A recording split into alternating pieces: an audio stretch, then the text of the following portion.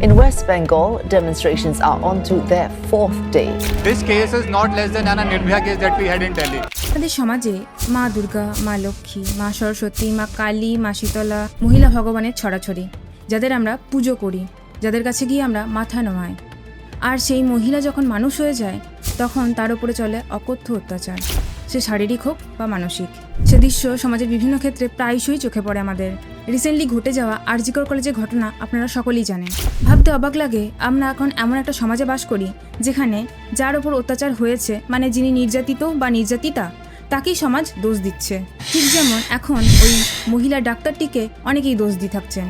এমনকি দেখা গেছিল দিল্লি নির্ভয়া কাণ্ডের সময় যে মেয়েটির ওপর বাসে ওরকম অকথ্য অত্যাচার হয়েছিল, আইনজীবীরা পরে সেই অত্যাচারীদের ওপর, মানে যারা ওই মেয়েটির ওপর অত্যাচার করেছিল তাদের সাথেই বা তাদের পক্ষেই দাঁড়িয়ে গেছিল।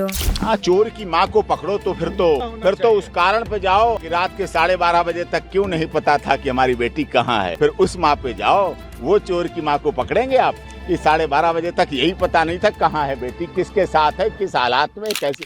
একবার ভাবুন তো, কেবলমাত্র একটা মহিলা ডাক্তার নয়, একটা ডাক্তারকেই খুন করে ফেলা হলো, তাও আবার এই কলকাতার বুকে তার নিজেরই কর্মক্ষেত্রে। ধর্ষণ করে সেই মহিলা ডাক্তারটিকে খুন অবধি করা হলো। একজন নারী যিনি কারোর মেয়ে, কারোর দিদি, কারোর বোন, কারোর বন্ধু, কারোর আবার খুব কাছের প্রিয়জন। তিনি একজন কর্মরতা নারী ছিলেন, একজন মহিলা চিকিৎসক, যিনি তার ডিউটি সেরে সেমিনার রুমে গেছিলেন বিশ্রাম নিতে, যেখানে তার সাথে ঘটল এই দুর্ঘটনা। কেন মেয়েরা তাদের কর্মক্ষেত্রে এখনো সুরক্ষিত নয়? কেনই বা তারা এখনো নিরাপদ নয়?